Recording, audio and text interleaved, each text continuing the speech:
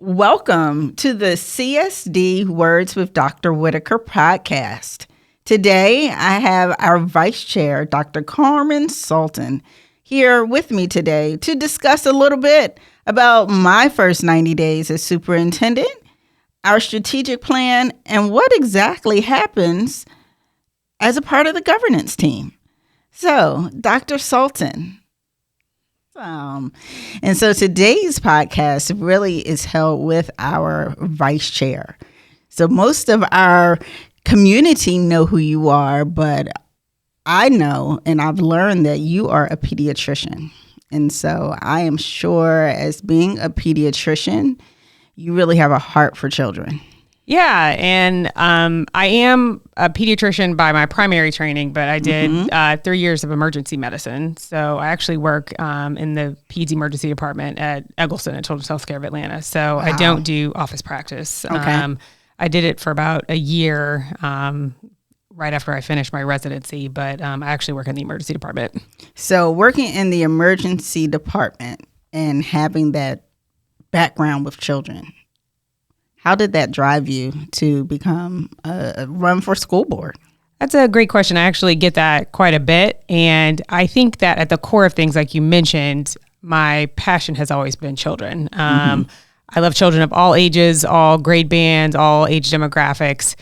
And I started out with a passion for helping kids during COVID. My husband and I set out to provide literacy and books and extend help to kids who were out of the classroom during COVID.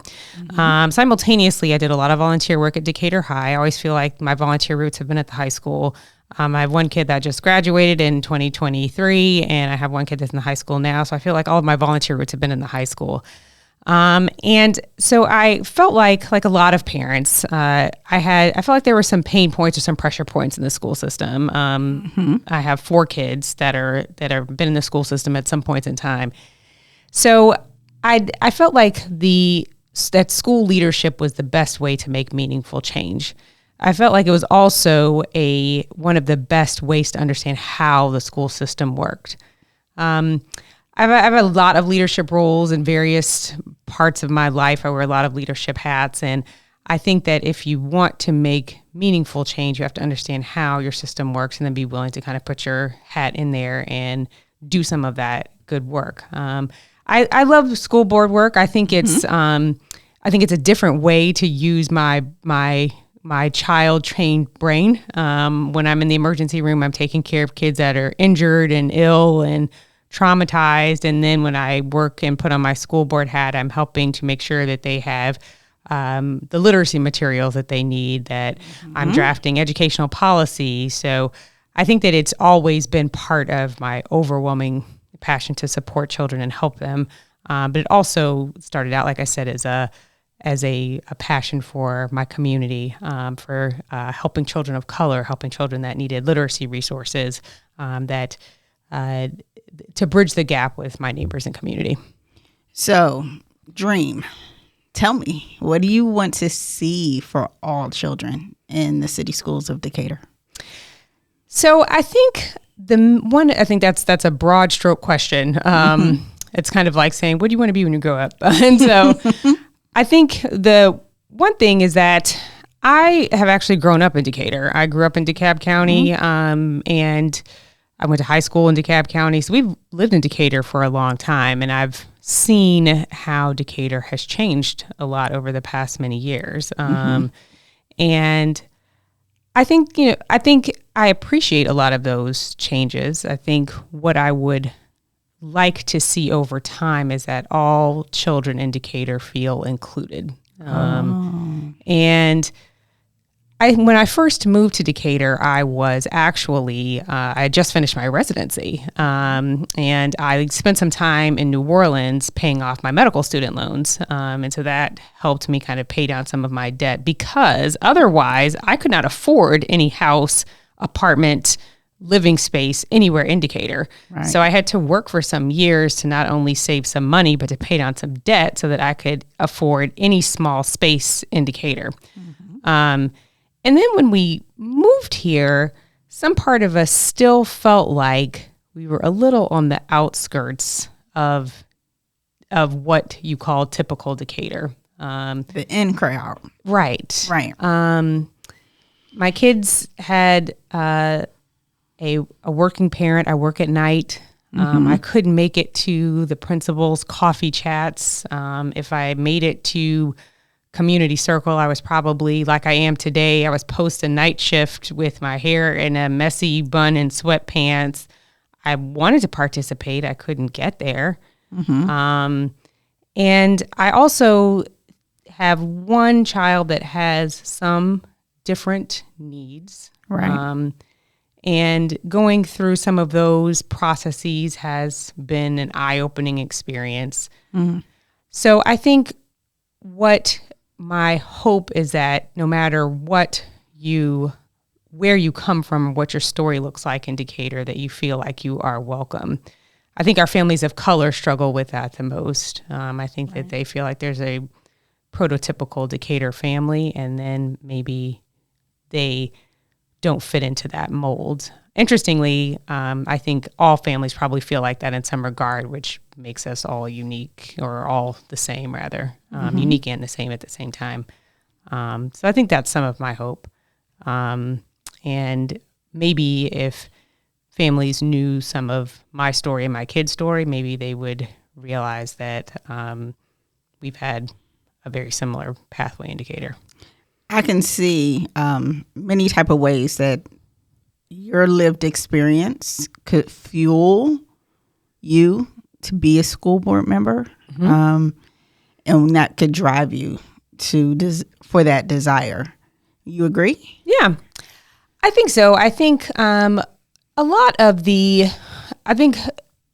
my passion for even being involved in my kids' schools when I was finishing my fellowship, or when I was, a younger Decatur resident, was just a desire to understand how Decatur works. I think some people just kind of peek in the classroom and they want to know, is my baby being treated okay? How does the classroom work? And then over time, I think that I developed some eye-opening experiences to Decatur, some things that I appreciated, but then some things that I wanted to correct.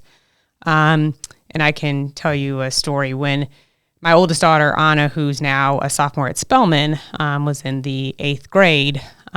She was a reasonably good student. I mean, I'm sure that there were some kids that were smarter, but some kids that, I think she did well.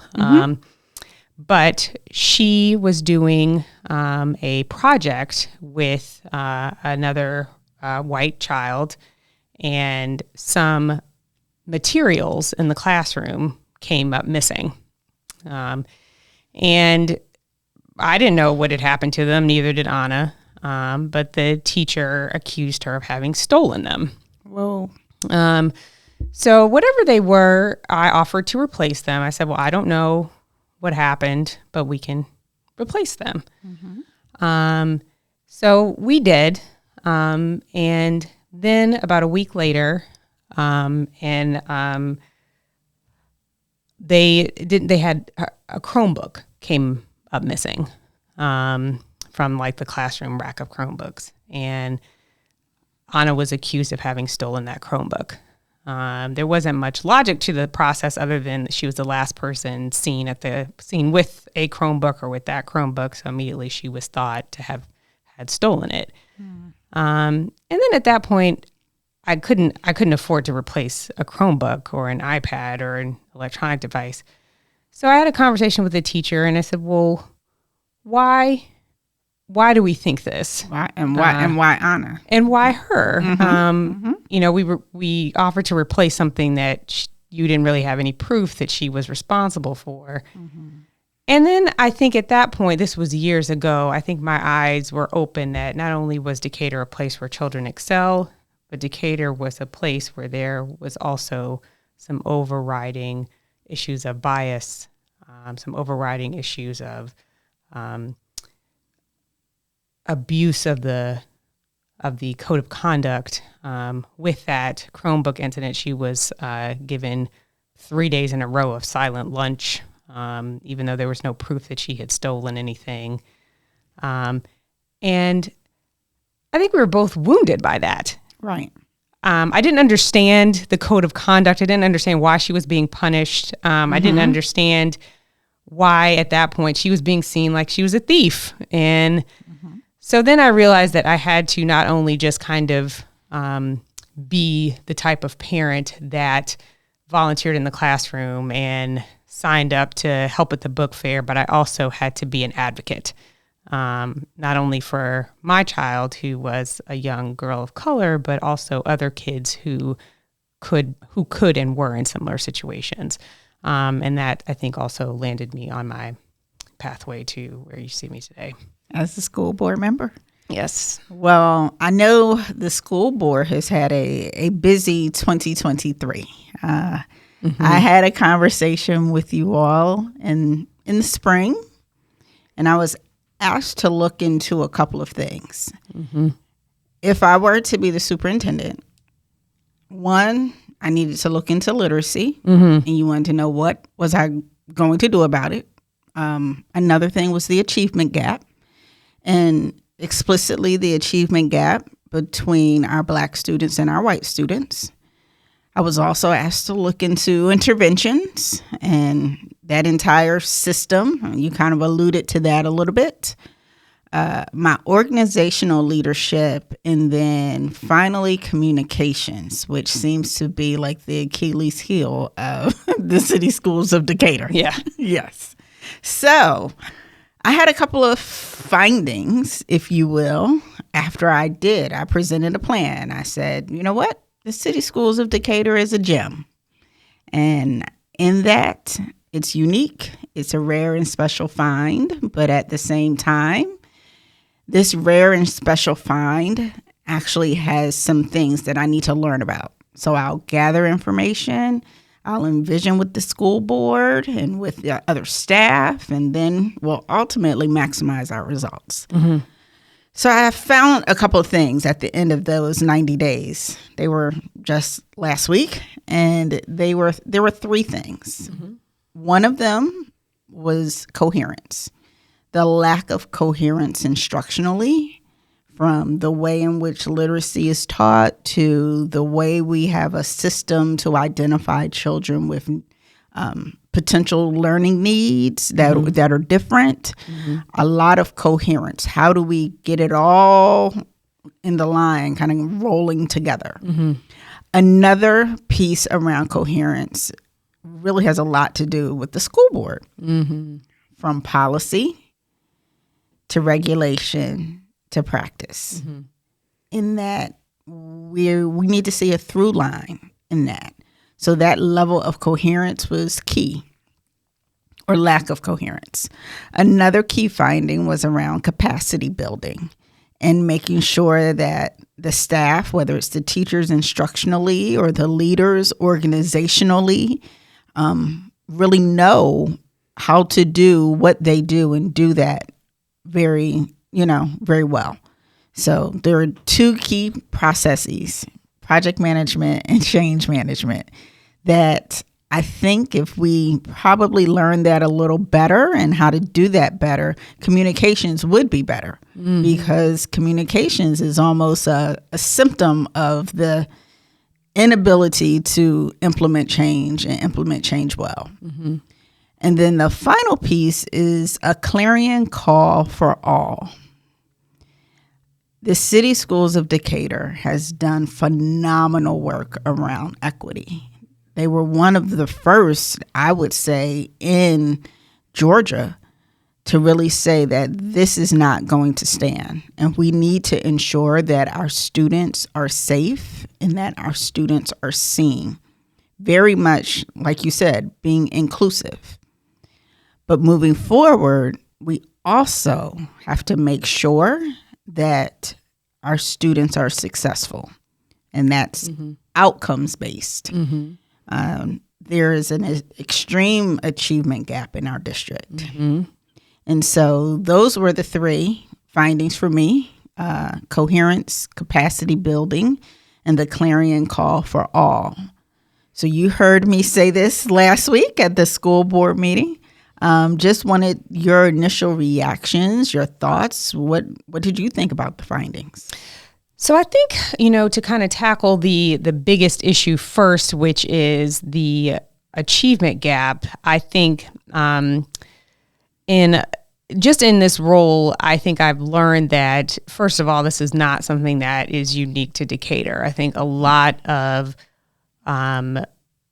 urban school districts struggle with an achievement gap. I think that where Decatur is ahead is that where we are being vocal about the fact that we know that we have it. And I think maybe that is a change from the past. I think in previous administrations, maybe we have put forth, which is noteworthy, we put forth our high SAT scores, we put forth our high MAP scores, which are worth celebrating. I want to be clear for the record. Our students deserve to be celebrated for their achievements. Yes. But then when we pull back that, like you said, that layer of that onion, and we pull back that Band-Aid, we see that underneath there is some data that needs to be pulled apart. There are some numbers that need to be dissected a little bit. There's something going on. And I think when I first got into this role, the first couple of months of this job were understanding a lot of what you described, the role of the board, how we work with the superintendent, where our policies are, which policies need to be revised, which policies need to be written, and what our goals were for ourselves and for the superintendent. And one of those was definitely looking at that achievement gap, not just acknowledging that it existed, because we knew that it was there, but we had to put it out for public consumption, that we knew that it was there.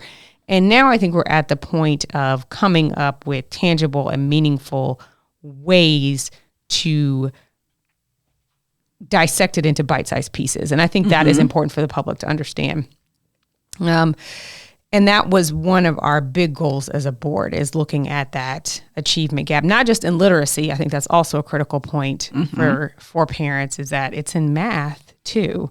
And I think a third piece, which we've also looked at, is that we can't blame it all on COVID. I think it's been a thought that this is learning loss from COVID. While learning loss from COVID is a thing, as somebody who was a big supporter of reasonable mitigation strategies, but not a supporter of children staying out of the classroom indefinitely. I also want to be on the record. I think that there's a way to mitigate, but not over-mitigate. I think even the American Academy of Pediatrics has policies and statements in place that are designed to mitigate, but not keep kids out of the classroom, and I support those. We cannot blame all of this on COVID. Right. This data is it predates COVID. And so now we need to get into the weeds of, why do we continue to allow this? Why do we continue to let it go on year over year? And I think, like we said at the last school board meeting, to humanize this data. So at some of our schools, our children of color are such a small population that we could really dissect this down to less than maybe 10 kids per grade band. That's right. And give them what they need, which is our goal here. And I feel like up until this point, we haven't gotten into the granular work of that. I know I personally have asked, when I've seen those numbers, what the theory was as to how we've gotten here. And I know that some of it is complex, but I think we're doing the first steps, which is to humanize that data, see who the direct children are, how they're performing year over year, continue to look at it year over year, but also be vocal about the fact that Decatur is not exempt from this issue. Although we have a high SAT rate, we have a high graduation rate. When you pull that layer back, you see that there's some work to do, and we're committed as a leadership team to that work, including the superintendent of teaching and learning. I think that in addition to her other work, this is something that every single board meeting we talk about in some form or fashion. And I think that kind of goes into your second point, which is that we have to be consistent in our communication about this particular issue. It can't be something that we throw some data out there, show you that it exists, and then not follow up with meaningful goals that can be measured over time, so that we can tell you, this is where we're falling short, this is where we've met some expectations, where we've exceeded some expectations, so that ultimately parents can start to see some results. Otherwise, we're just kind of stating the obvious in my mind. And I think that is the board's job. Our job is to tell you, not to just identify a problem, but to tell you exactly what we're looking for so that you can go to work. And I think that's important for parents to realize, is what the difference is between the superintendent's job and the board's job. Again, for the record, I went to medical school. I'm not a teacher. I do teach. I do teach residents and medical students, but I am the educator. The expert is Dr. Whitaker. So if I tell Dr. Whitaker I want to see these MAP scores change and I want to see them change by 5 or 10%, then that is the goal that I put out there. That's measurable, that's meaningful, but how it gets done is ultimately up to you. And I think that's also a point in terms of your communication umbrella that parents and community members need to understand. True. Very true. So what excites you most, say, about these findings, about moving forward? I think there's a lot of things that I think that excite me, because we're doing a lot of things kind of in parallel. And I think they kind of are all kind of like a prism. They're going to kind of verge together at the end. James Herndon and I meet together before we meet with the rest of the board team to kind of talk about those things, how we want to, I call it triage, and he's kind of like, Carmen, I don't know what you're talking about. I don't know what that means exactly, but kind of to organize things in order of importance.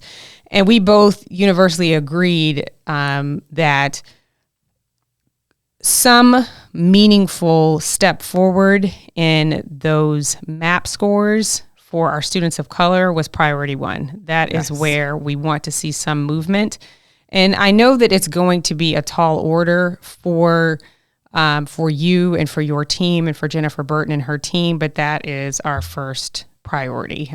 We want to see some level of meaningful change in how those scores come back towards the spring and into the next summer. And I think I'm most excited by the fact that there's some acknowledgement. I think in the past, when I first was elected and I looked at that data, I was like, this doesn't make as much sense as I want it to make sense. Or I feel like I see some problems here, and then there wasn't the level of acknowledgement of the problem that I wanted, especially for our children of color. Right.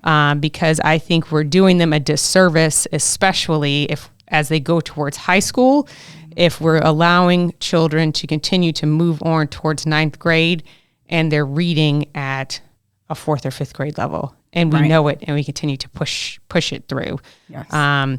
So I think that level of acknowledgement is the first thing. And I think having a team of people who are also as acknowledging of this. In one of our meetings, before, I think it was Jennifer, before she showed me our MAP data, she said, this is going to scare you, but she said, it's our data and we cannot hide behind it. We have to show it as it is.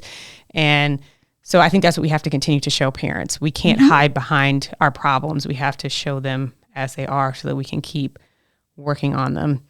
I think the second thing is that I think as a board, we work relatively well together. I think, I think it's often a pain point or a pressure point for the community that they send us emails or they will speak at public comment and they don't get individual responses back. I get that a lot, either in my own personal email boxes or people that say it to me personally. And I want to fully acknowledge for the record that I understand that. And I understand how frustrating that can be.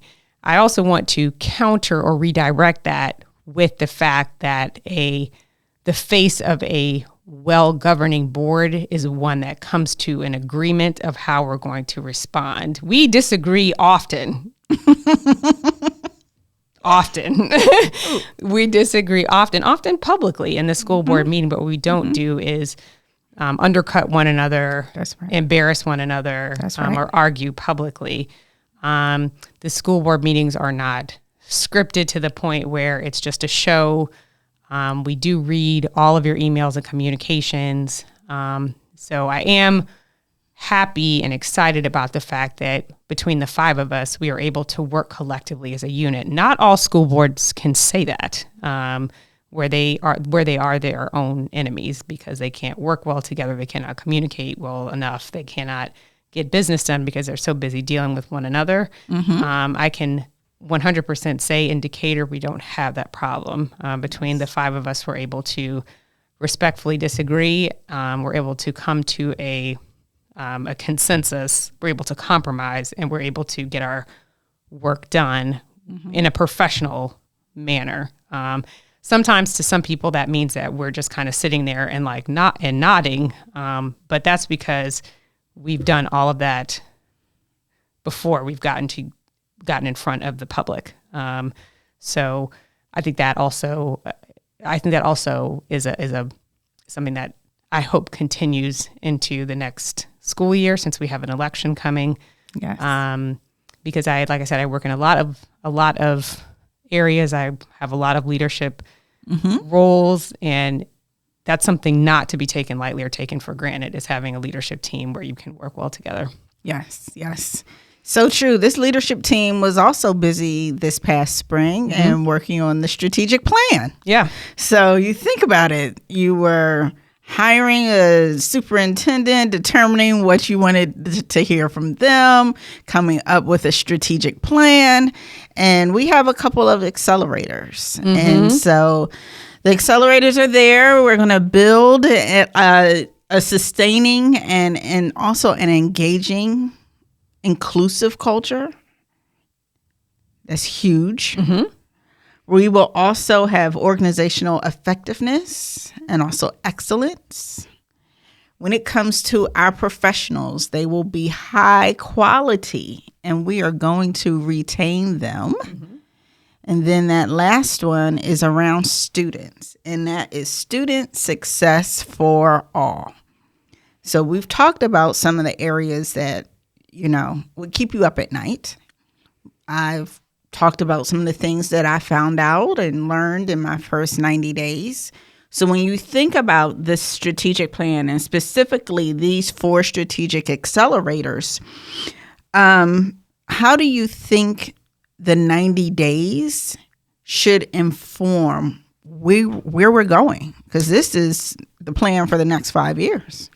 That's a great question. And I think and I appreciate that question, because I think that generally speaking, the strategic plan does not get enough hype. I think it does not get enough publicity, and I think it's not as understood as it should be. And I think it's worth mentioning and reemphasizing that every decision we make, every budgetary decision, every personnel decision, everything that we are thinking when we sit down to make a critical point, when we are at a crossroads, we're thinking, how does this fit in? That's right.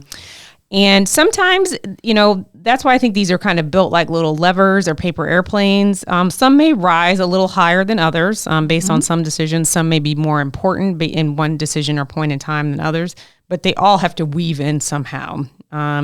When we did our last budget, everybody had to say where they fit in the strategic plan when they were doing a budget ask. That's right. So every single department has to come up with some way that they are weaving all of their budgetary asks or personnel asks. They have to weave into this somehow. You can't be off into the stratosphere. This has to come in somehow. And I think every time that we, sit down at our pre-work and our work session, one of these drivers is driving the conversation somehow. That's right. For example, at our next work session, we're going to be doing a very critical dive into how much our overall salaries are. So how much our folks are making. Our teachers, our paras, everybody across the board, which ties directly into retaining quality professionals. Now, we don't always gain or lose staff based on money alone. I think that sometimes people think that, although that is a big driver to gaining and losing staff is how much they pay them. And we've heard that. So we've heard it from concerned parents. We've heard it from staff themselves.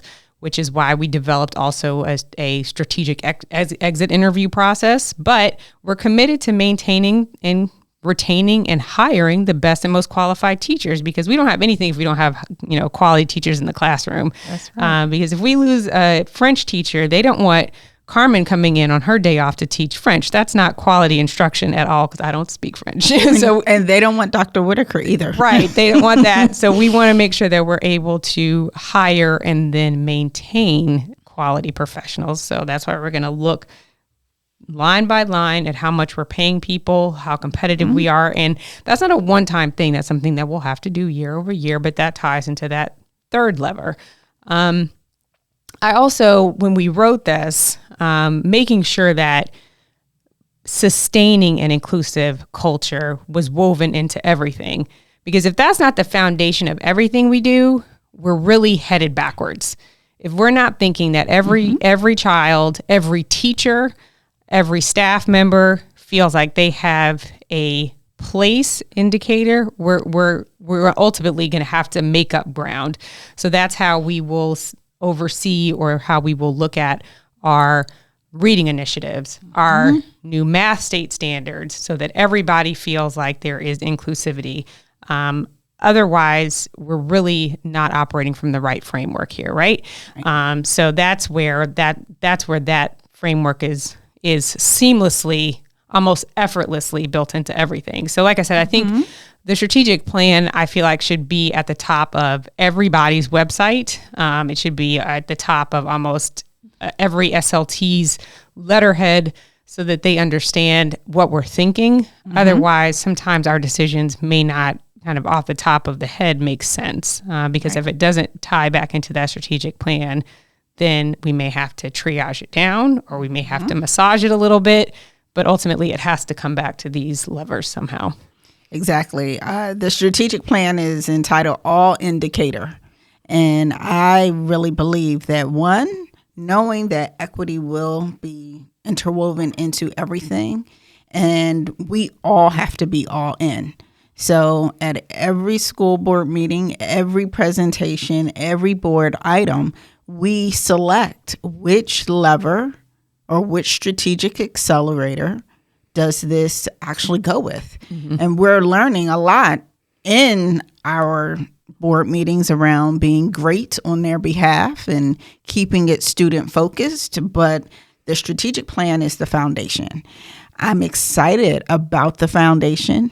I think that what I've learned over the first 90 days dovetails directly to the strategic plan, and it's going to be the guide that will ensure that we do have the outcomes for the students that we want. Yeah, and I think that last piece is the critical piece, and that's what I've learned a great deal from that book study that we're doing great on their behalf, is that every decision we make has to be tied into student outcomes. So now we have to think kind of globally with our strategic plan and kind of each of those four levers.